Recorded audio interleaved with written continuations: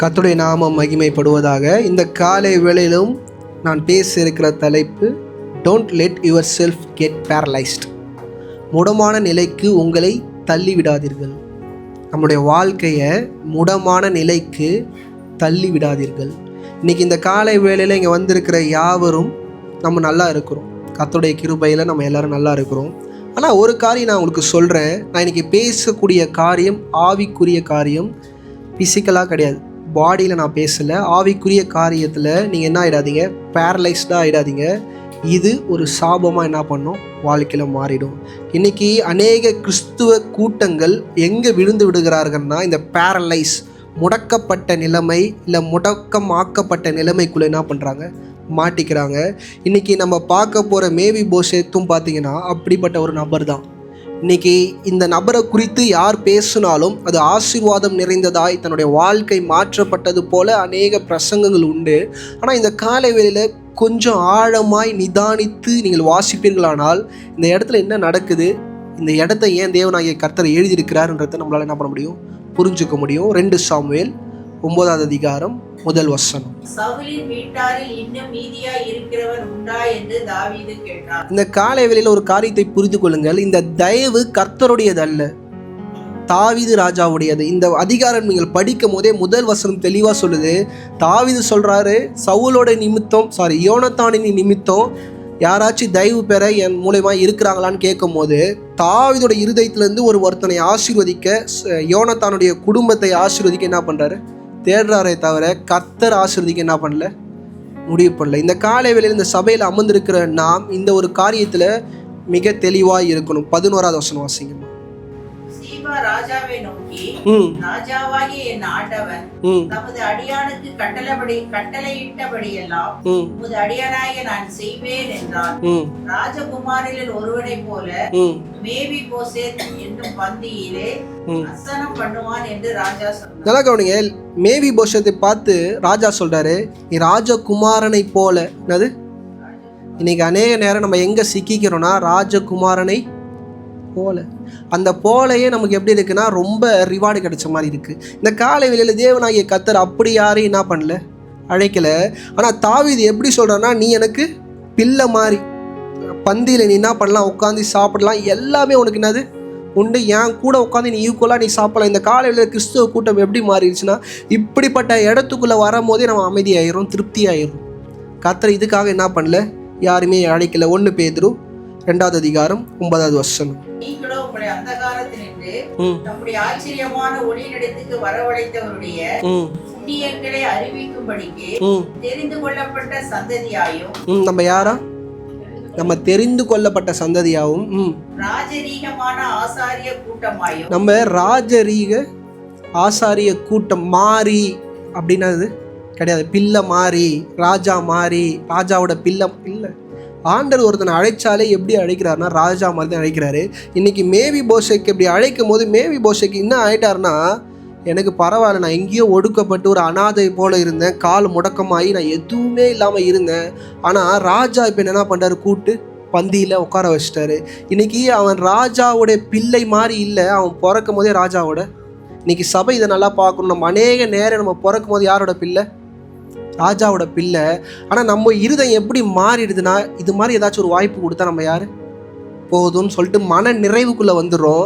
இன்றைக்கி மேவி போஷேக்கும் அப்படிப்பட்ட இடத்துக்கு தான் வந்துட்டார். எப்படி வந்துட்டார்னா, 3 வேளை சாப்பாடு கிடைச்சா போதும், ராஜாவை டெய்லி தரிசித்தா போதுன்ற இடத்துக்கு என்ன பண்ணிட்டாரு, வந்துட்டார். இன்றைக்கி அநேக நேரம் நாமும் அப்படிப்பட்ட நிலைக்கு தான் என்ன பண்ணுறோம், தள்ளப்பட்டுடுறோம். 2 சாமுவேல் 9வது அதிகாரம் 8வது வசனம். அப்பொழுது அவன் வணங்கி, செத்த நாயை போல் இருக்கிற என்னை நீ. அவனுடைய இருதயம் எப்படிப்பட்டதா இருக்குன்னா, ராஜாவுக்கு முன்னாடி அவன் என்ன சொல்றான், நான் செத்த நாய். இன்னைக்கு அநேக நேரம் நம்ம இருதயத்தில் நமக்குள்ள ஆழமாக ஏதி என்ன வச்சுருக்கிறோம், நம்ம யார், செத்த நாய். இன்னைக்கு அநேக நேரம் கர்த்தர் பயங்கரமாக ஆசீர்வச்சிருப்பார், எல்லாம் பண்ணியிருப்பார். சில நேரம் நம்மளோட இருதயம் ஆசீர்வாதத்துக்குள்ளே போகாததுக்கு காரணமும் இதான். நம்ம என்ன நினைக்கிறோம், நம்மளை குறித்து, நான் வேஸ்ட்டு பாஸ்டர், நான் எதுக்கும் தகுதி இல்லை, நான் உதாசீனம் பண்ணப்பட்டவன், நான் லாய்க்கே இல்லை, நான் ஒரு செத்த நாய், அவன் குடும்பத்தில் என்னது, இப்படிப்பட்ட நிலை. ஆனால் நீங்கள் நல்லா கவனிங்க, ஒரு ராஜ வம்சத்தில் பிறந்த எவனுடைய வாழ்க்கை நீங்கள் எடுத்து பார்த்தீங்கன்னா, அவங்ககிட்ட ஒன்றுமே இல்லைனாலும் வாயில் வர பேச்சு எப்படி இருக்கும் தெரியுமா, ராஜாவை போல தான் இருக்கும். அந்த தொனி எல்லாமே. ஆனால் இங்கே பாருங்கள், மேவி போஷேக்கோட வாய் எப்படி பேசுதுன்னா, நான் என்னது செத்த நாய். நீதிமொழிகள் 3ஆம் அதிகாரம் 5-6. சுய புத்தியில் என்ன பண்ணக்கூடாது? ரட்சிக்கப்பட்ட பிள்ளை சுய புத்தியில் என்ன பண்ணக்கூடாது? சாயக்கூடாது. இன்னைக்கு சுய புத்தி என்ன தெரியுமா சொல்லணும்? மேவி போஷேக்கு, என்கிட்ட ஒன்றுமே இல்லை, நான் யார்? வேஸ்ட்டு, எனக்கு அப்பா அம்மா கிடையாது, எனக்கு அப்பா கிடையாது, எனக்கு யாருமே கிடையாது, என் கால் 2மே போயிருச்சு, நான் யார்? அவன் சூழ்நிலையை பார்த்து அவன் சிந்த சொல்லுது, அவனை செத்த நாயின். படிங்கம்மா. கர்த்தர் இடத்துல என்ன பண்ணணுமா? இன்னைக்கு இவன் இந்த இடத்துக்கு வந்ததுக்கு அநேகர் சொல்லுவாங்க ஆண்டவர் ஆசீர்வதிச்சு. இல்லை, இது முழுக்க முழுக்க ஒரு சின்ன கிரேஸ். அவங்க அப்பா மேலே தாவீது காட்டுற கிருபையினால இங்கே வந்தானே தவிர கர்த்தருடைய பெரிதான கிருபை வாழ்க்கையில் இல்லை. படிங்கம்மா.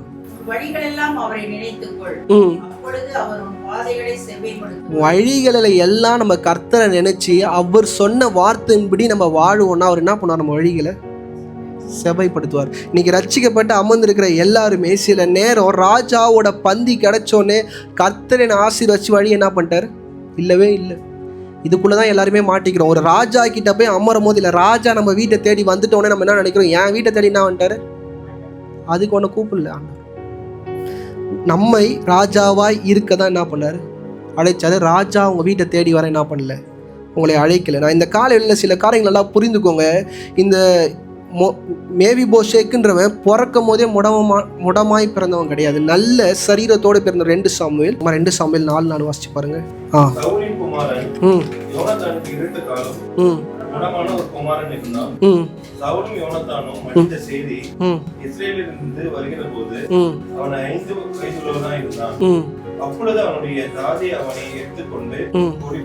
நல்லா கவனிங்க. தாதி என்ன பண்றாங்களா? கால்லாம் நல்லா தான் இருந்துச்சு. அவங்க தாதி எடுத்துக்கிட்டு ஓடும் போது கீழே போட்டு என்ன பண்ணிட்டாங்க? காலை நல்லா பிறந்த குழந்தையோட காலை என்ன பண்ணிட்டாங்க? இப்படி ஆக்கிட்டாங்க. இன்றைக்கும் அநேக பேர் சொல்லலாம் இந்த வாழ்க்கையில், பாஸ்டர் நான் நல்லா தான் இருந்தேன், நான் பிறக்கும் போது ஆசீர்வாதத்தோடு தான் இருந்தேன், ஆனால் இப்போ நான் இப்படி இருக்கிற நிலைமைக்கு காரணம் என் அப்பா, என் அம்மா. இப்படி அநேக காரியங்களை நமக்குள்ளே என்ன பண்ணலாம்? சொல்லிக்கலாம். ஆனால் இப்படிலாம் நீங்கள் சொல்லி கொண்டு இருந்தீங்கன்னா பாழுங்கிணத்தை நோக்கி, தேவன் சபித்த நிலத்தை நோக்கி போய் கொண்டிருக்கிறீங்கன்னு மறந்துடாதீங்க. இந்த காலை வேளையில் நான் ஒரு மனிதனை குறித்து உங்களோடு பேச விரும்புகிறேன். நைக். இந்த மனுஷனை குறித்து நிறைய பேர் கேள்விப்பட்டிருப்பீங்க, கேள்விப்படாமையும் இருப்பீங்க. இவர் வந்து ஆஸ்திரேலியாவில் என்ன பண்ணுறாரு? பிறக்கிறாரு. இவர் எப்படி பிறக்கிறாருன்னு வந்து பார்த்தீங்கன்னா 2 கையும் 2 காலும் இல்லாமல் பிறக்கிறார். நான் சொல்கிறது புரியுதா?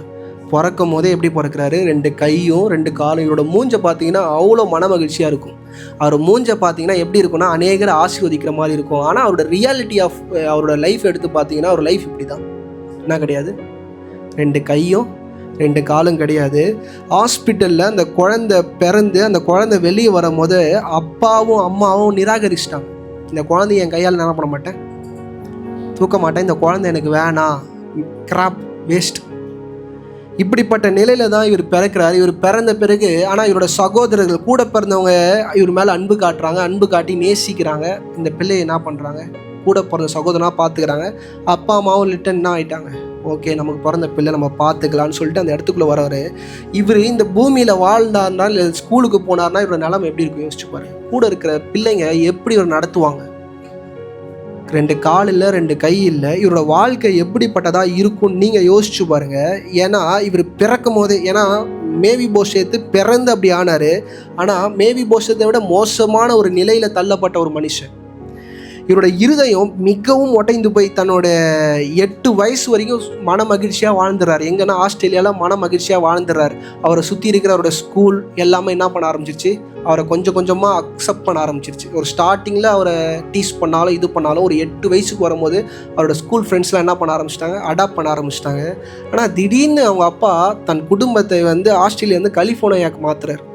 மாற்றும் போது 8வது வயசில் அவர் என்ன பண்ணார்? வேறு இடத்துக்கு போகிறார். வேறு ஸ்கூலு, வேறு எஜுகேஷன், வேறு செட் ஆஃப் பீப்புள். அங்கே வந்து பார்த்திங்கன்னா நாகரிகம் உச்சத்தில் இருக்குது. கலிஃபோர்னியான்றது நாகரிகத்தில் உச்சத்தில் இருக்குது. அங்கே இருக்கிற எல்லா ஜனங்களோட மைண்ட் செட்டே வேறு. அங்கே போனோன்னே இவர் அவ்வளோ இழிவுபடுத்துகிறாங்க, அவர் அவ்வளோ கேவலப்படுத்துகிறாங்க. தன்னோட 10வது வயசில் செத்து போயிடலான்னு முடிவு பண்ணி சூசைட் பண்ண என்ன பண்ணுறாரு? கிளம்பி போகிறாரு.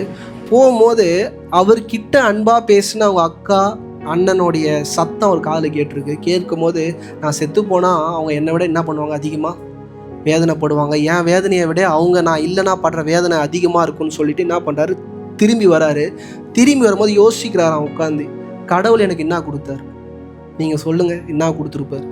2 கால் இல்லை, 2 கையும் இல்லை. அவர் அந்த சூசைட் அட்டம்ப்ட்லேருந்து திருப்பி வரும்போது அவர் யோசிக்கிறாராம், கடவுள் எனக்கு என்ன கொடுத்தாரு. யோசிக்கும் போது தெரியுதா, எனக்கு 2 கை இல்லை, 2 கால் இல்லை, நான் எல்லாரோட நல்லா என்ன பண்ணுறேன், நீச்சல் அடிக்கிறேன். அவர் சூப்பராக நீச்சல் அடிப்பார். அது அந்த ஃபோட்டோ போட்டுக்கிறேன். 2 கையும் 2 கால் இல்லாமல் என்ன பண்ணுறாரு, நீச்சல் அடிக்கிறாரு. ஸ்கை டைவிங், உயரமான இடத்துலேருந்து குதிக்கிற ஒரு நபர். பேராஷூட்டை மாற்றி என்ன பசங்க கேட்குறீங்க, கை இல்லை கால் இல்லை, ஆனால் பேராஷூட்டை மாற்றி என்ன பண்ணுவாராம், குதிப்பாராம், எழுதுவாராம். இதுதான் எல்லாருக்குமே உங்களால் புரிஞ்சுக்க முடியும். அந்த ரவோண்டு ஒரு குட்டி கால் இருக்கும், அந்த காலில் பேனை வச்சு என்ன பண்ணுவார், எழுதுவாராம், டைப் பண்ணுவாராம், ஏன் சர்ஃபிங் பண்ணுவாராம் கடலில். இதெல்லாம் ஆண்டவர் எனக்கு கொடுத்துருக்கிறாரு, நான் எதுக்கு ஆண்டவர் என்ன பண்ணோம், குற்றப்படுத்தணும்னு சொல்லிட்டு அந்த இடத்துல இருந்து அந்த சூசைட் தாட்டை விட்டுட்டு அப்படியே 15வது வயசுக்கு வரும்போது ரட்சிக்கப்படுறாரு. ஆண்டவர் யார், ஆண்டவர் எப்படிப்பட்டவரோட லவ் எப்படிப்பட்டது, அவர் யாரை நேசிக்கிறாருன்றதை புரிஞ்சுக்கிட்டோடனே தன்னோட வாழ்க்கையில் முழுமையாய் கர்த்தருக்கு அவரோட வாழ்க்கை என்ன பண்ணுறாரா, ஒப்பு கொடுக்குறாரு. ஒப்பு கொடுத்து அவர் என்ன பண்ணுறாரு, 44 கண்ட்ரிஸ்க்கு அவர் இது வரைக்கும் ட்ராவல் பண்ணியிருக்கிறாரு. 2000 பிரசங்கம் பண்ணியிருக்கிறார். என்னது 2000 பிரசங்கம் பண்ணியிருக்கிறாரு. பிரசங்கம் இல்லாமல் அநேகருக்கு மோட்டிவேஷன் ஸ்பீக்கராக இருக்கிறாரு. இவரை பார்க்குறவங்க அநேகர் இவரை மோட்டிவேஷன் பண்ணுற மாதிரி இருக்கும் இவரோட வாழ்க்கை. எப்படி தம்பி, எப்படி உன் வாழ்க்கை போகுதுன்னு. ஆனால் இவர் லட்சக்கணக்கில் வாலிப பிள்ளைகள் சூசைடுக்கு நேராக போகிற பிள்ளைங்களுக்கு இவர் சாட்சியாக சொல்கிறாரா, நானே வீரோடு இருக்கிறேன், உன்னால் என்ன பண்ண முடியும், வீரோடு இருக்க முடியும்னு சொல்லிட்டு அநேக காரியங்களை இந்த பிள்ளைங்களுக்கு என்ன பண்ணுறாரு, போதிக்கிறாரு. ஆனால் இவர் பாருங்கள், ஒரு நாள் சோர்ந்து போல், ஒரு நாள் ஆண்டவர் என்ன பண்ணல, குறை சொல்லலை. நீங்கள் சொல்லலாம், பாஸ்டர் அவர் ஒரு பணக்கார வீட்டில் பிறந்திருப்பார், அதனால் எல்லாத்தையும் ஜெயிச்சு வந்துட்டார். அவர் பிறந்தது ஒரு மிடில் கிளாஸ் ஃபேமிலி. தன் 18வது வயசில் சம்பாதிக்க ஆரம்பிச்சிருக்கிறாரு, பிஸ்னஸ் பண்ணி. என்ன பண்ணி, இன்றைக்கி நம்ம அநேக சாக்குக்கு சொல்கிறோம், சம்பாதிக்காததுக்கு அநேக காரியங்கள் நம்ம சொல்லி, நல்லா முடியல, எங்கள் அப்பா அம்மா சரியில்லை, எனக்கு இது சரியில்லை, இவங்க இருந்தால் என்ன தூக்கி விட்ருவாங்க, அவங்க இருந்தால் தூக்கி விட்ருவாங்கன்னு.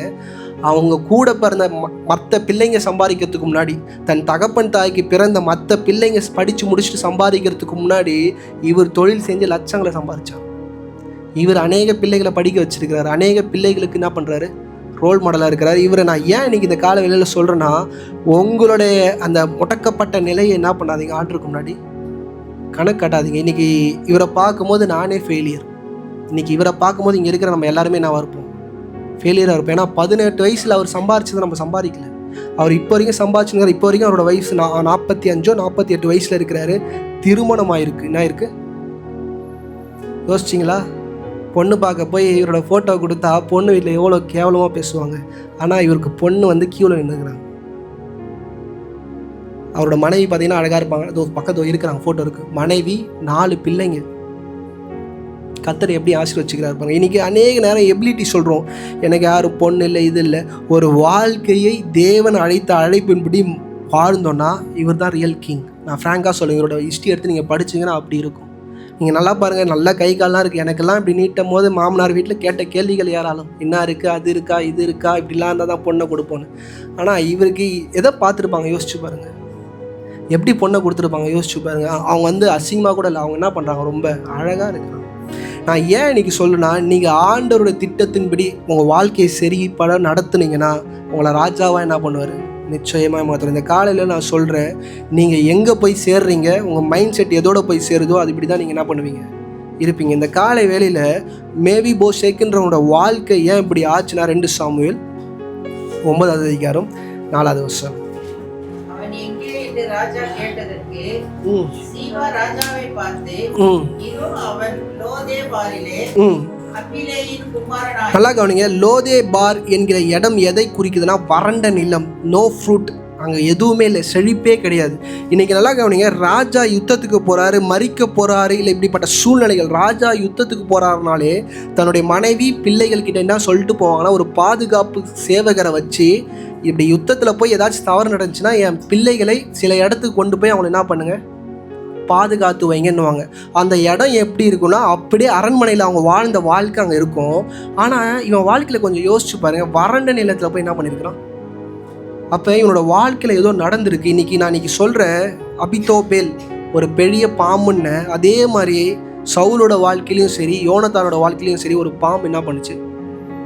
நீங்கள் ராஜான்ற இடத்துக்கு வந்து நின்னவொடனே எது வந்து நிற்கும், ஒரு பெரிய சர்பம் வந்து நிற்கும். நான் இன்றைக்கி சொல்கிறேன், பைபிள்லேருந்து இதெல்லாம் படிக்கும்போது எனக்கே இன்ட்ரெஸ்ட்டாக இருந்துச்சு. நான் திருப்பி இதெல்லாம் படிக்கும்போது எனக்கே இப்படிலாம் இருக்கான்றதை நல்லா புரிஞ்சிக்க முடிஞ்சுது. அவன் போய் வறண்ட நிலத்தில் தங்கினதுனால அவனோட இருதயம் எல்லாமே மாறிடுச்சு. ஒரு ராஜாவோட பிள்ளையாக இருந்தாலுமே அவன் சுற்றி பார்க்கிறவைகள் எல்லாம் இருக்கிறதுனால அவன் இருதயம் அவனுக்குள்ளே எப்படி போச்சுன்னா, நான் செத்த நாய். இன்றைக்கி நம்ம இருதயம் ஏன் அப்படி ஆகுதுன்னா, நம்மளுடைய சூழ்நிலைகளை நீங்கள் பார்க்க அதை உள்ளே தூக்கிக்கிறோம். ஆனால் ஆண்டவர் சொல்கிறார், சூழ்நிலையை பார்க்காத வாக்குத்தத்தங்களை பார்த்து அதுக்குள்ளே என்ன பண்ணு, நடக்க கற்றுக்கொண்டு தான் சொல்கிறார். ஏன்னா இவரோட சூழ்நிலைகளை நீங்கள் யோசிச்சு பாருங்கள். 2 கால் இல்லை, 2 கை இல்லை, பிஸ்னஸ் பண்ணியிருக்கிறாரு, திருமணம் பண்ணியிருக்கிறாரு, குழந்தை பெற்றிருக்கிறாரு, அநேகருக்கு மோட்டிவேஷன் ஸ்பீக்கராக இருக்கிறாரு. யோசிச்சு பாருங்கள், அவரோட 8வது வயசில் அவர் சூசைட் பண்ண நினைக்கும் போது யோசிச்சு பாருங்கள், அவர் நினச்சிருப்பாரு நான் இப்படி ஆவேன்னு.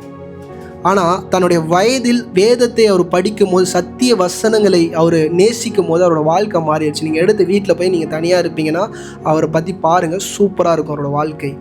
2 சாமுவேல் 9வது அதிகாரம் 9-10. ராஜா சவுலின் வேலைக்காரனாகிய சீபாவை அழைப்பித்து, இவன் யாரா? யாரோட வேலைக்காரன்? இதெல்லாம் பைபிள் படிக்கும்போது நீங்கள் கவனமாக படித்தாதான் உங்களுக்கு விஷயமே புரியும். அவன் யாரோட வேலைக்காரன்? சவுல் இருக்கிறாரா? சவுலே செத்து போயிட்டானா, சவுலோட வேலைக்காரன் இருக்கிறான். படிங்கம்மா. ராஜா சவுலின் வேலைக்காரனாகிய சீபாவை அழைப்பித்து அவனை நோக்கி, சவுலுக்கும் அவன் வீட்டார் எல்லாருக்கும் இருந்த யாவையும் உன் எஜமானுடைய குமாரனுக்கு கொடுத்தேன். நல்லா கவனிங்க. இப்ப சவுலுக்கு சொந்தமான எல்லாத்தையும் எடுத்து மேவிபோஷை கிட்ட ராஜா என்ன பண்றாரு, கொடுக்குறாரு. நீ பந்தியில உட்காந்து சாப்பிட்றது மாத்திரம் இல்லை, உன் தாத்தா ஓடைய சொத்து மொத்தமும் யாருக்கு? இப்போ இந்த மாதிரி தான் நம்ம கேட்குறோம். ஆண்டவர்கிட்ட என்ன கேட்குறோம்னா, எனக்கு இப்படி தான் ஆண்டவரை வேணும், எனக்கு எல்லாம் கையில் என்ன பண்ணுறேங்க கொடுத்துருங்க, நான் நல்லா வாழ்க்கை என்ன பண்ணுறேன் வாழ்கிறேன். படிங்கம்மா. ஆகையால் நீ உன் குமாரரையும் வேலைக்காரரையும் கூட்டிக் கொண்டு எஜமானுடைய குமாரன் புசிக்க அப்பம் உண்டாயிருக்கும்படி அந்த நிலத்தை பயிரிட்டு. யாரு புசிக்க? இப்போ மேவிபோஷுக்கு யாரு? எஜமான். ஒன்றுமே இல்லாமல் அனாதையாக இருந்தவனை இப்போ கூட்டு வந்து ராஜா உட்கார வச்சு உண்ண உணவு உடுத்த உடை மாத்திரம் இல்லாமல் அவனை என்னவா மாற்றிட்டாரு? எஜமானா மாற்றிட்டாரு. படிங்கம்மா.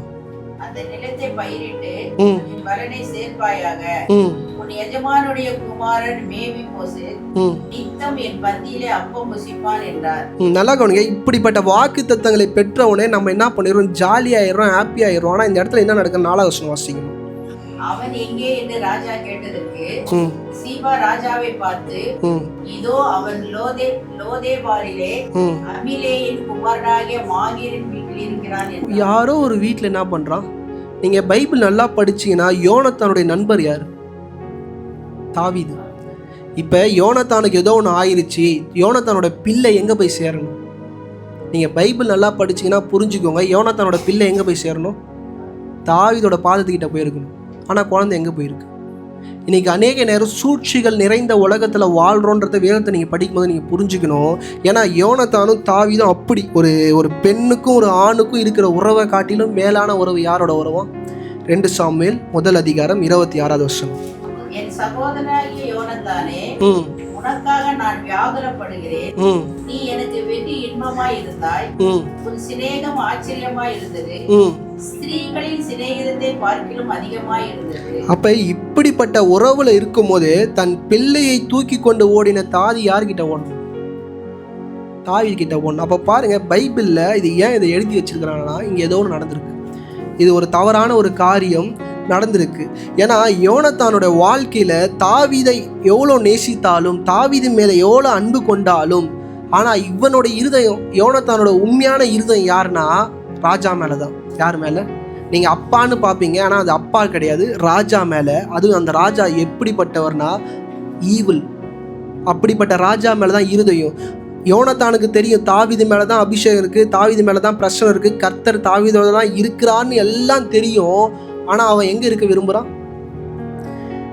சங்கீதம் 37:5. நம்மளுடைய வழியை யாருக்கு ஒப்பு கொடுக்கணுமா? கர்த்தருக்கு. இன்னைக்கு கர்த்தர் யார் பக்கம் இருக்கிறாருன்னு யோனத்தானுக்கு நல்லா தெரிஞ்சும் தன் வழி அவன் என்ன பண்ணிட்டான்? தாவீது பிறக்கிறதுக்கு 20 வருஷத்துக்கு முன்னாடி பிறந்த ஒரு மனுஷன் தான் யாரு? யோனத்தான். இன்னைக்கு நல்லா கவனிங்க, காடு ராஜாவை சூஸ் பண்ண தாட் வரும்போது யார் வந்திருக்கணும்? யோனத்தான் வந்திருக்கணும். ஏன் தாவீது போனானா, யோனத்தானோட இருதயம் நல்ல இருதயமாக இருந்தாலும் சில நல்ல காரியங்கள் இருந்தாலும், ஆனால் அவன் யாரை ப்ளீஸ் பண்ண ட்ரை பண்ணுறான்னா, ராஜாவை ப்ளீஸ் பண்ண என்ன பண்ணுறான், ட்ரை பண்ணுறான். அவனோட இருதயம் எப்படி இருக்குன்னா, தாவீது மேலே அபிஷேகமே இருந்தாலும் இவர் தான் யார், இஸ்ரவேலுக்கு ராஜா, நான் இவர் கூட தான் என்ன பண்ணுவேன் இருப்பேன். படிங்க பிரதர்.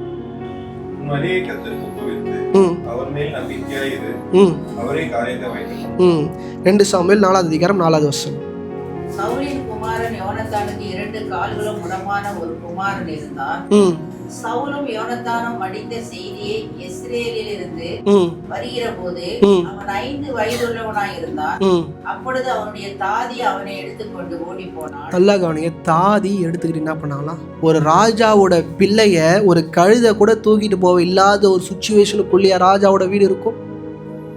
ராஜா யுத்தத்துக்கு போறான்னா அங்கே எல்லாமே என்ன பண்ணுறாரு, பிளான் போடுறான். ஏதாச்சும் நடந்தால் என் ஃபேமிலி என்ன பண்ணுங்க, இந்த இடத்துல போய் செக்யூர் பண்ணுங்கன்னு.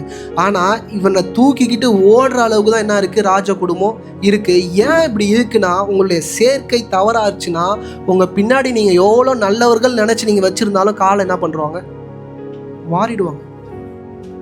நீங்கள் இந்த இடத்த படிக்கும்போது நல்லா கவனிச்சு பாருங்க.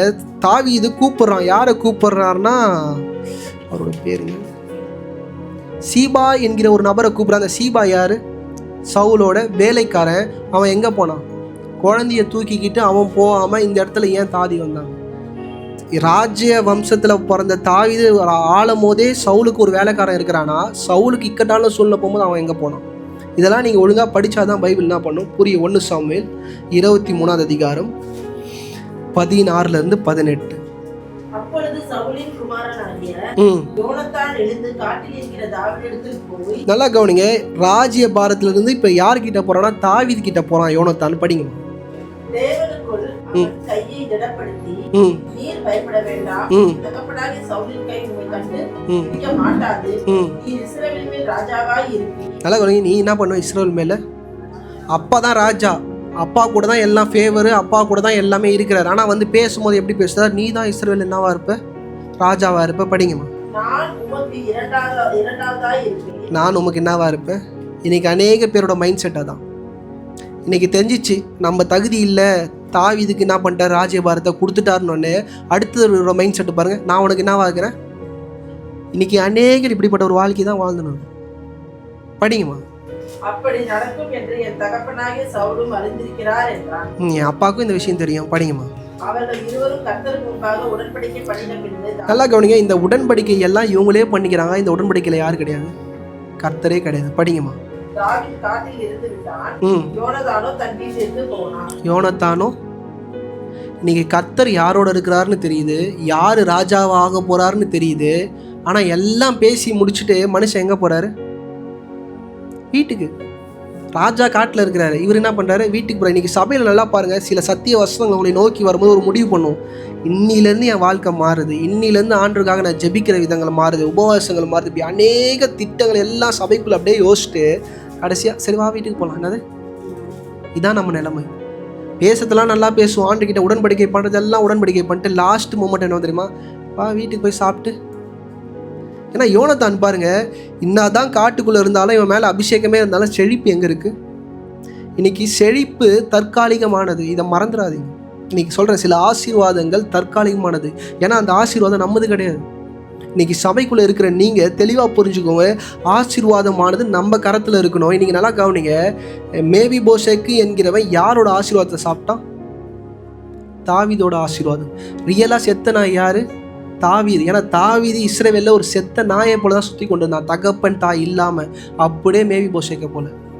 ஆனால் ஒரு சீசன் வருது, இவன் எப்படி இருக்கிறான், அநேகரை ஆசீர்வதிக்கிற இடத்துல இருக்கிறான். மேவி போஷேக் எப்படி இருக்கிறான், அவன் செத்த நாயா இருக்கிறான். இன்னைக்கு இதை புரிஞ்சுக்கோங்க, கர்த்தர் யாரோடு இருக்கிறார், கர்த்தருடைய பிரச்சனை யாரோடு இருக்குன்றது ரொம்ப முக்கியம். இன்னைக்கு இப்படி ஒரு வாழ்க்கை நீங்கள் வாழ்றீங்கன்னா மிக நிதானமாய் நிதானித்து வாழ வேண்டியது மிக மிக அவசியம். 1 சாமுவேல் 15வது அதிகாரம் 3வது வசனம். நீ போய் அமலேக்கை மடங்கடித்து அவனுக்கு உண்டான எல்லாவற்றையும் சங்கரித்து அவன் மேல் இரக்கமையாமல் புருஷரையும் ஸ்திரீகளையும் பிள்ளைகளையும் குழந்தைகளையும் மாடுகளையும் ஆடுகளையும் ஒட்டகங்களையும் கழுதிகளையும் கொன்று போட கடவாய் என்கிறார் என்று சொன்னார். சாமுவேல் வந்து சொல்றாரு, எல்லாரையும் கொன்று ஒருத்தரையும் உயிரோட விடாத, எல்லாத்தையும் அழிச்சிடுன்றாரு. 14வது வசனம் வாசிங்க. அதற்கு சாமுவேல், அப்படியானால் என் காதுகளில் விழுகிற ஆடுகளின் சத்தமும் எனக்கு கேட்கிற மாடுகளின் சத்தமும் என்ன என்றார். நல்லா கவனிங்க, எல்லாத்தையும் ஆண்டு அழிக்க சொல்லிட்டா நீ எல்லாத்தையும் அழிச்சிட்டன்ற. உள்ள என்ன கேட்குது? எனக்கு ஆடு மாடு சத்தம் கேட்குது. உடனே இவர் சொல்றாரு, ஜனங்களுக்காக என்னது ப்ளீஸிங். இன்னைக்கு அநேக நேரம் நம்ம யாராச்சும் ப்ளீஸ் பண்ணிருக்கிறோம். இன்னைக்கு தகப்பன் பாருங்க ஜனங்களை ப்ளீஸ் பண்றாரு. பிள்ளை யாரை ப்ளீஸ் பண்ணுதுன்னா அப்பாவை என்ன பண்ணுது? ப்ளீஸ் பண்ணு. இன்னைக்கு அந்த ப்ளீஸிங் சில நேச்சர்ஸ் எல்லாம் நம்ம பிள்ளைக்கு நம்ம கொடுத்துட்றோம். நீங்கள் உங்கள் பிள்ளைங்களுக்கு சொல்லிக் கொடுங்க. சில நேச்சர் நம்மக்கிட்டே இருக்கும், அந்த நேச்சர் தவறு.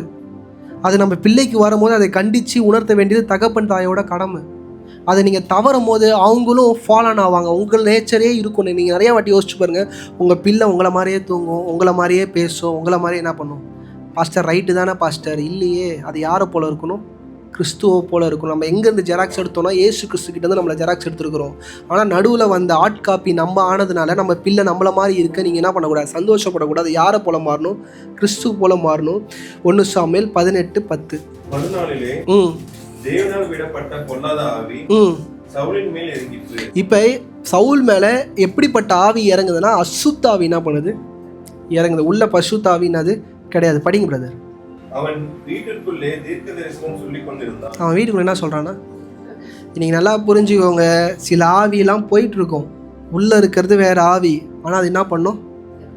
நம்ம அப்படியே பார்த்து மயங்கி ஏமாந்துடும். அப்படியே தான் இருக்கிறார். இந்த பிரதர் ஆண்டருக்குள்ளேயே தான் இருக்கிறார், இந்த நபர் ஆண்டருக்குள்ளேயே தான் இருக்கிறார். இல்லை, அவங்களாம் போய் எத்தனையோ காலம் ஆயிடுச்சு. அவங்களோட ஜபம், அவங்களோட வேத வாசிப்பு, அவங்க ஆண்டருக்காக அவங்கள அர்ப்பணிச்சது எல்லாமே என்ன ஆயிடுச்சு? போயிடுச்சு. ஆனால் நம்ம பார்க்குறது என்னது? தீர்க்க தரிசனம் சொல்லிட்டு இருக்கிறார். என்னது? மிக கவனமாக இருங்க. ஏன்னா யோனத்தானுக்கு என்னதான் இருந்தாலும் இந்த மாதிரி காரியம்லாம் தொட்டிருக்கும். என்னதான் அப்பா என்னதான் இருந்தாலும் தீர்க்க தரிசனம் என்ன பண்ணுறாரு? சொல்கிறாரு, எல்லாமே நடக்குது. ஆனால் அந்த அப்பா எப்படி தெரியுமா? பிள்ளை தேனை எடுத்து வாயில் வச்சுட்டான், உன்னை சாவடிச்சிடும்ன்றார். அப்பா பிள்ளையை பார்த்து சொல்கிறாரு, எல்லாருக்கும் சொல்கிறார், இஸ்ரவேலில் யாரும் என்ன பண்ணக்கூடாது? சாப்பிடக்கூடாது, உபவாசம், யுத்தத்துக்கு போயிட்டு வந்தாலும் என்ன பண்ணக்கூடாது? சாப்பிடக்கூடாதுன்னு. இவருக்கு முடியல. தேனை என்ன பண்ணுறாரு? குத்தி வாயில் வச்சோன்னே நீ செத்து போன்றார். அப்பா வாயிலேருந்து என்ன வருது? ஆனால் அவரு கூட தான் போய் நிற்பன்னு யார் நிற்கிறா? யோனத்தான். இன்னைக்கு அநேக நேரம் நம்ம இப்படி தான் போய் என்ன பண்ணுறோம்? போய் நிற்கிறோம். இன்னைக்கு தெளிவாக இருங்க. தேவனால் அபிஷேகம் பண்ணப்பட்ட, தேவனால் வழி நடத்தப்படுகிற நபரோடு என்ன பண்ணுங்க? போய் நில்லுங்க. ஜெபிக்க முதலாவது கற்றுக்கோங்க. தேவனை துதிக்க முதலாவது கற்றுக்கோங்க. அப்பா அம்மாவோட ஜபம்லாம் இருக்கட்டும். நம்மளோட ஜபம் எங்கே? யோனத்தான் விட்டது எனக்கு ரீசனே அதான். அவன் என்ன பண்ணல? ஜெபிக்கல. அவனுக்கு கர்த்தரை தெரியும், ஆண்டவர் எப்படிப்பட்டவன் தெரியும், இஸ்ரவேலின் தேவன் எப்படிப்பட்டவன் தெரியும், இஸ்ரவேலின் தேவன் யார் மேலே அபிஷேகம் வச்சுக்கிறாருன்னு தெரியும். ஆனால் தனக்கு மேலே அந்த வைக்க வேண்டிய அபிஷேகத்தை வைக்கும்படியான ஒரு ஜபத்தை அவனால் என்ன பண்ண முடியல? ஏறெடுக்க முடியல. இதுதான் தன் பிள்ளை முடமானதுக்கு காரணம். நீங்கள் தகப்பனாக இருப்பீங்கன்னா நான் இன்றைக்கி சொல்கிறேன், உங்கள் பிள்ளையை கர்த்தரை ஆசீர்வதிக்கணும்னா நீங்கள் ஒரு சீசன் வரைக்கும் அவனை வழி நடத்த வேண்டியது அவசியம். நீங்கள் அதை தவறுவீர்களானால் உங்கள் பிள்ளைகள் என்ன ஆவார்கள்? ஆவிக்குரிய முடம். நான் பிசிக்கல் பற்றி பேசலை, நான் ஆவிக்குரிய ரீதியில் சொல்கிறேன். உங்களுக்கு உங்கள் பிள்ளையை நீங்கள் வழி நடத்த வேண்டியது மிக மிக அவசியம். ஏன்னா உங்கள் பிள்ளைகள் அநேக நேரம் என்ன ஆகிடுவாங்கன்னா, பந்தியில் உட்கார அனுபவத்துக்கு திருப்தி ஆகிடுவாங்க.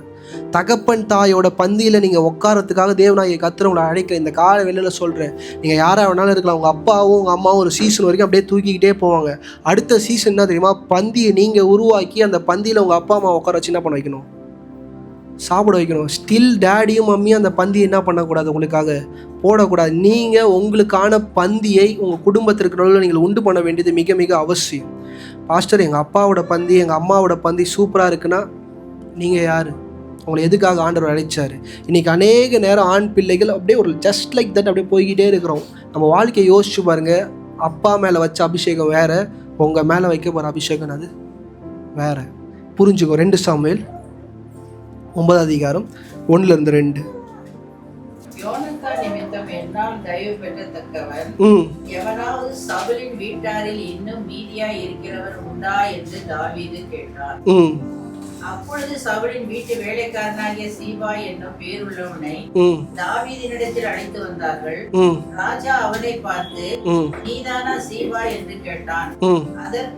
அவன் அடியேன்தான் என்றார். அப்பொழுது ராஜா, தேவ நிமித்த நான் சவுலின் குடும்பத்தாருக்கு தயவு செய்யும்படி அவன் வீட்டாரில் யாதொருவன் இன்னும் மீதியாய் இருக்கிறானா என்று கேட்டதற்கு சீபா ராஜாவை பார்த்து, இன்னும் யோனத்தானும் 2 கால்களும் உடமான ஒரு குமாரனும் இருக்கிறான் என்றார். இந்த இடத்த நல்லா கவனிச்சு பாருங்க. ராஜ வம்சத்தில் யாராச்சும் மீதி இருந்தாங்கன்னா அவங்க தான் ராஜா. மற்ற வர ராஜா என்ன பண்ணுவாங்க, அந்த ராஜாவோட பிள்ளைங்களை கொன்று போடுவாங்க. இன்னைக்கு ஷீபான்றவன் நல்ல மோட்டிவில் தாவீதுகிட்ட அவன் இருக்கிறான்னு சொன்னானான்னு தெரியல.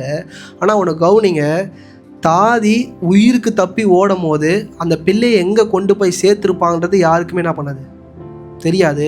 ஆனால் இந்த வேலைக்காரனுக்கு என்ன பண்ணுது, கரெக்டாக தெரியுது குழந்தை எங்கே இருக்குது, அதுவும் குழந்தை எப்படி இருக்குன்னு தெரியுது. அப்போனா கவனிங்க, இந்த குழந்தையை பாதுகாக்கும்படி யோனத்தான் கொடுத்த பொறுப்பு யாருக்கிட்ட இருக்குன்னா இவன்கிட்ட தான் இருந்திருக்கும்.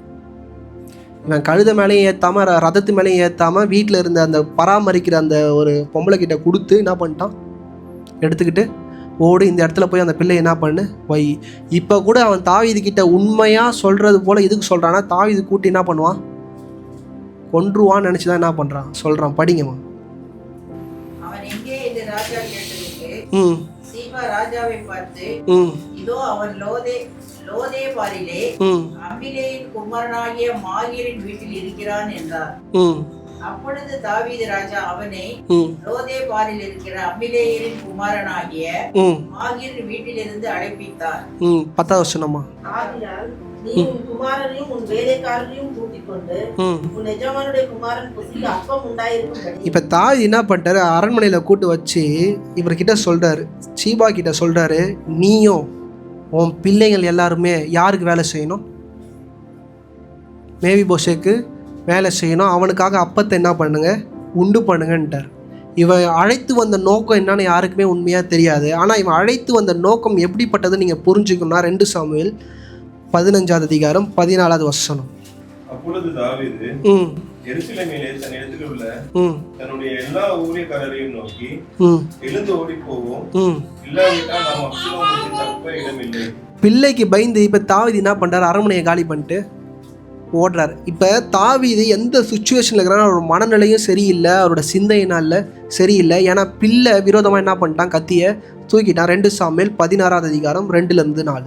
ராஜா சீபாவை பார்த்து இவைகள் என்னத்திற்கு என்று கேட்டதற்கு, சீபா கழுதைகள் ராஜாவின் வீட்டால் ஏறுகிறதற்கும் அப்பங்களும் பழங்களும் வாலிபர் புசிக்கிறதற்கும் திராட்சரசம் வனாந்தரத்திலே விடாய்ந்து போனவர்கள் குடிக்கிறதுக்குமே என்றார். சீபா என்ன பண்றாரு, ராஜா தப்பிச்சு ஓடிக்கிட்டே இருக்கும்போது குறுக்கில் வந்து என்ன பண்றாரு, கழுதியை கொடுக்குறாரு. யாரு, சவுலோட வேலைக்காரன். இந்த கழுதை யாருது, இந்த பழங்கள் யாருது, இவன் கொடுத்த அப்பங்கள் யாருது. ஷீபான்ற ஒரு வேலைக்காரன், அவனுக்கு எந்த சொத்து பத்தும் கிடையாது. இவன் யாரோட சொத்தை எடுத்துகிட்டு வந்து கொடுக்குறான், மேவிபோஷேக்கோட சொத்தை எடுத்துகிட்டு வந்து யார்கிட்ட கொடுக்குறான், தாவீது கிட்ட கொடுக்குறான். தாவீது அதெல்லாம் வாங்கிட்டு படிங்கம்மா. அப்பொழுது ராஜா உன் ஆண்டவனுடைய குமாரன் எங்கே என்று கேட்டதற்கு, தாவீது இப்போ தெளிவாக கேட்குறாரு, மேவிபோஷேக்கு எங்கன்னு கேட்குறாரு. படிங்கம்மா. சீபா ராஜாவை நோக்கி, எருசலேமிலே இருக்கிறான் என்று இஸ்ரவேல். அவன் என்ன பண்ணுறான், ராஜா நான் மட்டும் வந்துட்டேன் ராஜா, நீங்கள் ஆசீர்வதிச்சு என்னை ஒருத்தனை கீழே வேலை செய்ய சொன்னீங்களா, அவன் எங்கே இருக்கிறான், எருசலேம்லேயே இருக்கிறான், நான் மட்டும்தான் உங்களுக்காக என்ன பண்ண வந்தேன். படிங்கம்மா. இஸ்ரவேல் வீட்டார் என் தகப்பனுடைய ராஜ்யத்தை என் வசமாய் திரும்ப பண்ணுவார்கள் என்றான்.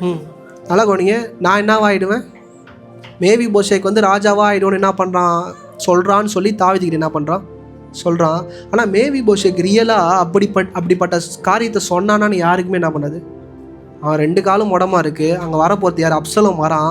அப்சலோமும் ராஜாவாக இருக்கணும் தான் வரான். அவனை இவனால் கண்டிப்பாக ஜெயிச்சு அந்த இடத்துல உட்கார முடியாது. ஆனால் இந்த வேலைக்காரன் தந்திரமாக காரியங்களை என்ன பண்ணுறான் சொல்கிறான். படிங்கம்மா.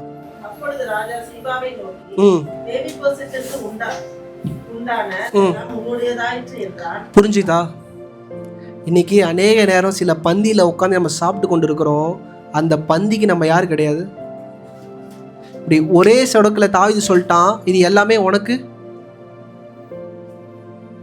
லேவிபோஷேக்கு கூட்டு அரண்மனையில் கூட்டு இதெல்லாம் உனக்குடா, உனக்கு கீழே வேலைக்காரங்களாம் எல்லாருமே வாக்கு கொடுத்த தாவீது லேவிபோஷேக்கே இந்த இடத்துல இல்லை. ஆனால் வாக்கு என்ன கொடுக்குறாரு, எல்லாத்தையும் நீயே என்ன பண்ண திருப்பி எடுத்துக்கோ. இன்றைக்கி நல்லா புரிஞ்சுக்கோங்க, எந்த பந்தியில் உங்கள் கையை வைக்கிறீங்கன்றத நல்லா புரிஞ்சுக்கோ. இன்னைக்கு மனுஷனோட ஆசீர்வாதம் எப்படிப்பட்டதுன்னா இப்படிப்பட்டது டக்குன்னு மாறிடும். மேவிபோஷேக்கு பண்ணானா பண்ணலியா எதுவுமே தாவீது கேட்கல. நீ என்ன பண்ண, எல்லாத்தையும் எடுத்துக்கோ, இது எல்லாமே உனக்கு. படிங்கம்மா. அப்பொழுது ராஜா சீபாவை நோக்கி, மேவிபோஷேத்துக்கு உண்டானதெல்லாம் உன்னுடையதாயிற்று என்றான். அதற்கு சீபா, ராஜாவாகிய ஆண்டவனே, உம்முடைய கண்களில் எனக்கு தயை கிடைக்க வேண்டும் என்று நான் பணிந்து கேட்டுக்கொள்கிறேன் என்றான். கண்கள் என்ன பண்ணுமா, இன்னைக்கு எல்லாம் எப்படி போகிறானுங்கன்னா மனுஷ கண்களில் தயவு கிடச்சி என்ன பண்ணிடலாம். நல்லா கவனிங்க, ஷீபா ஒரு நாளும் யோசிக்கல தன்னுடைய எஜமானோட பிள்ளையோட நிலைமையை குறித்து. அவனுக்கு 2 காலும் மொடம், அவனோட ஏமாத்துறோமே, அவனை இப்படி சொல்கிறோமேன்னு சொல்லிட்டு என்ன பண்ணல, கொஞ்சம் கூட யோசிக்கல. 2 சாமுவேல் 19 அதிகாரம் 26 28. அதற்கு அவன், ராஜாவாகிய ஆண்டவனே, என் வேலைக்காரன் என்னை மோசம் போக்கினான். வேலைக்காரன் என்ன பண்ணிட்டான் ராஜா? என்ன மோசம் போக்கிட்டான்? படிங்க. என் வேலைக்காரன் என்னை மோசம் போக்கினான். உமது அடியானாகிய நான் முடவனாய் இருந்தபடினால் கழுதையின் மேல் சேணம் வைத்து அதன் மேல் ஏறி ராஜாவோடு கூட போகிறேன் என்று அடியேன் சொன்னான். நான் என்ன சொன்னேன்? நான் கழுதை மேலே ஏறி நான் ராஜாவோட போறேன்னு. அவன் என்ன பண்ணிட்டான்? என்ன தடுத்துட்டான். இதெல்லாம் புரியுதா உங்களுக்கு? இந்த இடம் படிக்கும்போது கொஞ்சம் தெளிவாக வரீங்களா? தாவீது கேட்குறான், நீ ஏன்டா வரலன்னு கேட்குறான். அதுக்கு ஒரு ரிட்டன் பதில் சொல்கிறாரு, என் கால் மொடம், என்னால் கழுதை மேலே ஏறி நான் வரணும்னு நினச்சேன், ஆனால் என்னால் என்ன பண்ண முடியல. இந்த ரீசன் கரெக்டா? நீதிமொழிகள் 6 அதிகாரம் 9-11. எவ்வளோ நேரம் என்ன பண்ணுவேன்? இன்னைக்கு ஆண்டவரோட ஆசீர்வாதத்தில் சோம்பேறித்தனம் வந்துச்சுன்னு வச்சுக்கோங்களேன், இந்த நிலையில தான் வந்து நிற்போம். ஊர்லேருந்து கிளம்பி வரும்போது எப்படி கிளம்பி வந்தார்? எருசலேமுக்கு கழுதில் தான் வந்திருப்பார். ஆனால் ஆசீர்வதிச்ச நபரே இந்த இடத்துல இல்லை, வெளியே போயிட்டாருன்னும் போது இவரு என்ன பண்ணோம்? கழுதில் ஏறி ராஜா கிட்ட சொல்கிறார், எனக்கு கால் சரியில்லை ராஜா, அதனால் என்னால் என்ன பண்ண முடியல. கோணம்லாம் நல்ல கோணம், ஆனால் இருதையெல்லாம் நல்ல கோணம். ஆனால் என்ன சொல்கிறாரு? சோம்பேறித்தனம், கழுதில் ஏறினாலும் என்ன பண்ண முடியல. இதை போய் ராஜா முன்னாடி சொன்னால் ராஜாவுக்கு எவ்வளோ கோவம் ஒரு யோசிச்சு பாருங்க. அவர் உயிருக்கு தப்பி ஓடுறாரு. அவரை ஆசீர்வதிச்ச மனுஷனே ராஜ்யபாரத்தை விட்டுட்டு ஓடும் போது கூட ஓடாமல் கழுதை மேலே ஏற என்னால் என்ன பண்ண முடியல. இன்றைக்கி அநேக நேரம் பிள்ளைகள் இப்படி தான் சொல்லின்னு இருக்காங்க, கழுதை மேலே என்னால் என்ன பண்ண முடியல, எழுத முடியல, எனக்கு என்னை தூக்கிக்கிட்டு யாராச்சும். நல்லா கவனிங்க, வேலைக்காரன் என்பவன் சொல்வதை செய்வதற்காக. இவன் என்ன தெரியுமா சொல்கிறான்? நான் வேலைக்காரங்கிட்ட சொன்னேன், வேலைக்காரன் என்ன பண்ணல. இன்றைக்கி ஆண்டர் ஒரு இடத்துல நம்மளை வச்சாருன்னா, அந்த ஸ்தானத்தில் வச்சாருன்னா நம்ம வார்த்தைக்கு அங்கே மரியாதை இருக்கணும், அந்த வார்த்தைக்கு காணம் இருக்கும். இன்றைக்கி அநேக நேரம் வேலைக்காரர்கள் நம்மளுக்கு என்ன பண்ணுறாங்க? ஆலோசனை கொடுக்குறாங்க. மிக தெளிவாக இருங்க. ஆண்டர் உங்களோட பேசுகிறாருன்னா இந்த இடத்துல மிக கவனமாக இருங்க. படிங்கம்மா, அந்த வசனம் படிங்கம்மா. சோம்பேறியே, நீ எவ்வளவு நேரம் படித்திருப்பாய்? எப்பொழுது உன் தூக்கத்தை விட்டு எழுந்திருப்பாய்? இன்னும் கொஞ்சம் தூங்கட்டும், இன்னும் கொஞ்சம் உறங்கட்டும், இன்னும் கொஞ்சம் கை முடக்கி கொண்டு நித்திரை செய்யட்டும். இவர் எப்படி தெரியுமா வந்திருப்பாரு? இன்னும் 2 நாள் கழிச்சோன்னே கழுதை ஏறி போகலாம், இன்னும் கொஞ்ச நாள்ல தாவீது கிட்ட போயிடலாம், அடுத்த வாரம் தாவீது கிட்ட போயிடலாம். உட்காந்து எப்படி உட்காந்துட்டாரு? அரண்மனையிலே உட்காந்துட்டாரு. படிங்கம்மா. தரித்திரம் வழிபோக்கனை போலவும் உன் வறுமை ஆயுதம் அணிந்தவனை போலவும் வரும். இது மாதிரி இருந்தோம்னா நம்மளோட தரித்திரம் எப்படி ஆயிடுமா? வழிபோக்கனை போயில ஆடுமா? அப்புறம் ஆயுதம். நம்மளோட சோம்பேறித்தனம், நம்மளோட ஏழாமை எப்படி ஆகி நிற்கும்னா, நம்மளை எதிர்க்கிற யுத்தம் செய்கிற வீரனை போல நின்ன பிறகு நம்மளால என்ன பண்ண முடியாது? ஒன்றுமே பண்ண முடியாது. மேவி போஷக்கு எப்படி ஆகிட்டான்னா, என்ன கழுதில் ஏற்ற என்னால் யாருமே முடியாது, என்னால் என்ன பண்ண முடியல, வர முடியல. அந்த திருப்பி அந்த இடத்துக்கு வாங்கம்மா. 2 சாமுவேல். அவன் ராஜாவாகிய ஆண்டவனிடத்து உமது அடியான் மேல் வீண் பழி சொன்னான். ராஜாவாகிய ஆண்டவனோ தேவனுடைய தூதரை போல இருக்கிறார், பார்வைக்கு நலமாய் தோன்றுகிறபடி செய்யும். படிங்கம்மா. ராஜாவாகிய ஆண்டவனுக்கு முன்பாக என் தகப்பன் வீட்டார் எல்லோரும் சாவுக்கு ஏதுவாய் இருக்கிறார்களே ஒழிய மற்றபடி அல்ல. ஆனாலும் உமது பந்தியிலே சாப்பிடுகிறவர்களோடு உமது அடியனை வைத்து இன்னும் நான் ராஜாவிடத்தில் முறையிட இனி எனக்கு என்ன நியாயம் இருக்கிறது என்றார். படிங்கம்மா. அப்பொழுது ராஜா அவனை பார்த்து, உன் காரியத்தை குறித்து அதிகமாய் பேசுவானேன். புரியுதா? ராஜா என்ன சொல்லிட்டாரு? உன் காரியத்தை பத்தி வேஸ்டுடா. அது நல்லா புரியுதா? தேவன் சில ஆசீர்வாதங்களை கொடுத்து அதுக்கு தகுதி உள்ளவர்களாய் நம்ம இல்லாமல் போயிட்டோம்னா அவரோட வார்த்தை எப்படி தெரியுமா இருக்கும்? இதை பற்றி பேச எனக்கு என்ன இல்லை, இதுக்கப்புறம் நான் ஆசீர்வதிக்க எனக்கு என்ன இல்லை. நான் சொல்கிறது புரிஞ்சு, இந்த காலையில் இந்த சபையில் உட்காந்துருக்கிறோன்னா நமக்கு ஒரு சின்ன ₹1 அந்த காயினை கத்தர் கொடுத்தாருன்னா அதுக்கு தகுதி உள்ளவர்களாக இருக்கும். ஆண்டர்லாம் அப்படியே விட்டு போயிட்டே இருப்பார். பாருங்க, எனக்கு பேச விருப்பம்ன்றார் தாவீது. ஷீபாவை பற்றி உண்மையை சொல்கிறான். அவனை ஏமாத்திட்டான் ராஜா, என்னுடைய இது அதுக்கெல்லாம் அவனை என்ன பண்ணல, கேட்கல. உன்னை நான் அவனுக்கு என்னவா வச்சேன்? தலைவனாக வச்சேன். ஆனால் நீ என்ன சொல்கிறான்? அவன் என்ன இன்னைக்கு சொல்கிறேன், உங்களை நம்பி கீழே இவ்வளோ பேரை கொடுத்தாருன்னா அவன் ஒரு நாள் உங்களை என்ன பண்ணக்கூடாது, ஏமாத்துறான்ற ஒரு இடம் வந்தாலே தேவ சமூகத்தை விட்டு நம்ம தூரம் போய்கிட்டே இருக்கணும்னு அர்த்தம். இவன் என்ன சொல்கிறான், ராஜா கிட்ட போய் கிளைம் பண்ணுறான், அவன் என்னை ஏமாத்திட்டான் ராஜா. ராஜா என்ன சொல்ல, இதெல்லாம் பேச எனக்கு என்ன இல்லை, டைமே இல்லை, படிங்கம்மா. இப்போ புரியுதா? நிலத்தை யார் பங்கிடுறாங்கன்னா ராஜாவோட பிள்ளையும் வேலைக்காரனும் பங்கு போடுற இடத்த யார் விட்டுட்டா? இன்னைக்கு சொல்கிறேங்க, சில நாய்கள் நம்மளோட பந்தியில் வந்து உட்காரத்துக்கு காரணம் அந்த நாய் கிடையாது, நம்ம தான். நான் சொல்கிறது அழகாக புரிஞ்சுக்கும். வேதத்தின் அடிப்படையில் அந்த வார்த்தையை நான் யூஸ் பண்ணுறேன். சில நாய்கள் நம்ம பந்தியில் வந்து உட்காந்து நம்ம கூட சாப்பிட்றதுக்கான காரணம் நம்ம தான். இன்றைக்கி ஆண்டவர் வச்ச ஆசீர்வாதத்தை நம்ம அப்படியே விட்டு போனால் நமக்கு உண்டானதை வேறு யாரும் வந்து சாப்பிட்டுக்கிட்டே இருப்பாங்க. நமக்கு பின்னாடி நமக்கு உண்டானதை சுரண்டிக்கிட்டே இருப்பாங்க. நம்ம அப்படியே ஒடுங்கி நம்ம என்ன தப்போம், நம்மளோட ஏழாமையை சொல்லிக்கிட்டே இருப்போம். ஏழாமையை கர்த்தர் கேட்க மாட்டார். அவன் தன்னோட முடத்தை சொல்லிட்டு இருக்கிறான், என்னால் கழுத மேலே ஏற முடியல ஆண்டவர்னு. ஆனால் அவர் என்ன சொல்கிறாரு, அதெல்லாம் உனக்கு நான் வேலைக்காரனை கொடுத்து அந்த வேலைக்காரனுக்கு 20 பிள்ளைங்க இருக்கிறாங்க, இவ்வளோ பேர் இருந்தும் உன்னால் கழுத மேலே ஏற முடியல, குதிரை மேலே ஏற முடியலன்னு சொன்னால் நான் என்ன பண்ண மாட்டேன், ஒத்துக்கவே மாட்டேன். இன்னைக்கு இந்த காலை வேளையில் இந்த சபைக்குள்ளே இருக்கிறீங்கன்னா இந்த விஷயத்தில் மிக தெளிவாக இருங்க. கொலோசியர் 3ஆம் அதிகாரம் 23 24. நீங்கள் கர்த்தராகிய இயேசு கிறிஸ்துவை சேவிக்கிறதுனாலே சுதந்திரமாகிய பலனை கர்த்தராலே பெறுவீர்கள். எதை செய்தாலும் அதை மனுஷருக்கென்று செய்யாமல் கர்த்தருக்கென்றே மனப்பூர்வமாய் செய்யுங்கள். நம்ம வாழ்க்கையில் எது செய்தாலும் கர்த்தருக்கென்று மனப்பூர்வமாக என்ன பண்ணணுமா, வேலை தான் செய்கிறோம், தொழில் தான் செய்கிறோம், நம்ம அப்பா அம்மா சொன்ன வேலையை தான் செய்கிறோம், எல்லாம் வீட்டுக்குள்ளே எது செஞ்சாலும் மன நிறைவோடு நம்ம செய்யும் போது சத்துரு அதுக்குள்ளே என்ன பண்ண மாட்டான், வரமாட்டான். இன்னைக்கு அவர் ராஜா அடி தூக்கி சும்மா கொடுத்ததுனால அதோட வேல்யூ என்னன்னு புரியல அவனுக்கு. அவன் எங்கேயோ ஒரு நாயை போல 20 வருஷம் பிச்சைக்காரனை போல இருந்தான். ராஜா திருப்பி வரும்போது லேவி போஷேக்கை பார்க்குறாங்க. ஸ்காலர் சொல்கிறாங்க, தாடிலாம் வளர்ந்து கீஞ்சு போன ட்ரெஸ்ஸு போட்டு உட்காந்து இருக்கிறான்.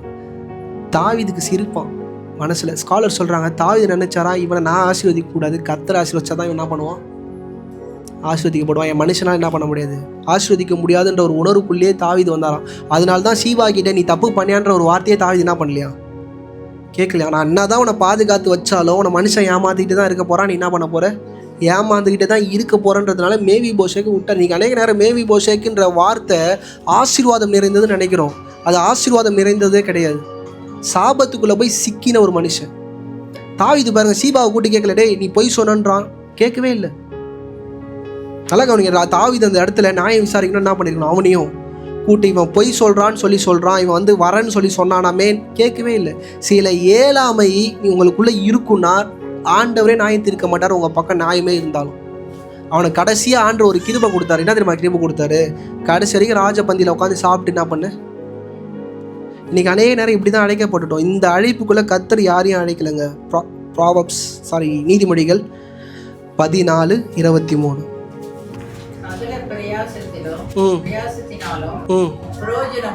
நல்லா கவனிங்க, உன்னோட எல்லா பிரயாசத்தினாலும் நீங்கள் எடுக்கிறீங்கல்ல முயற்சி, எல்லாத்துலேயும் என்ன உண்டு, பிரோஜனம் உண்டு. இந்த காலை வேளையில் சொல்கிறேங்க, உங்களுக்கு என்ன வேணாலும் இருக்கலாம். நம்ம ஒரு நபரை பார்த்தோம், 2 கை 2 கால் இல்லை, அவர் எடுத்த எல்லா முயற்சியும் தேவனாகிய கர்த்தர் வெற்றியாக மாற்றிட்டார்.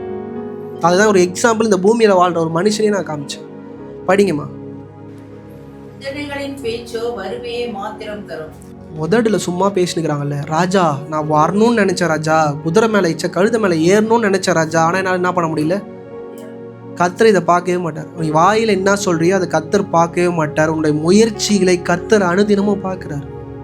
நீங்கள் ஜெபிச்சிடலாம், 10 நிமிஷம் 20 நிமிஷம் உங்களோட ஆசீர்வாதத்துக்காக ஜெபிக்கலாம், ஆனால் உங்கள் முயற்சி வேணும்னு கர்த்தர் கேட்குறாரு.